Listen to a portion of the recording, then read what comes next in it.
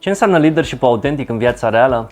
Păi, în primul rând, cred că e important să realizăm cine suntem noi cu adevărat și cum suntem noi cu adevărat. Și înainte să îi ghidăm pe alții, trebuie să ne ghidăm pe noi înșine, către valorile după care vrem să ne raportăm viața sau business-ul, către principiile după care vrem să trăim, către ce înseamnă într-adevăr, în primul rând, să fim liderul vieții noastre. Și cred că leadership-ul, mai ales al generației noastre, are foarte mare legătură cu reperele la care vrem să ne raportăm, și în plan de business, și moral, și spiritual, și familiar și așa mai departe. Și de astfel de lideri autentici cred că are umanitatea nevoie în acest moment și cu siguranță de astfel de lideri autentici are nevoie și lumea de business. Așa că te invit cu mare drag la evenimentul Unshakable Human Summit, care va fi în septembrie, pentru că în Frankfurt vom vorbi despre ce înseamnă cu adevărat leadership autentic, ce înseamnă modele de leadership care realmente au schimbat umanitatea și mai ales cum putem implementa noi un astfel de leadership în businessurile noastre, în familia noastră și în tot ceea ce vrem să fie o viață împlinită. Așa că te aștept cu mare drag la Unshakable Humans.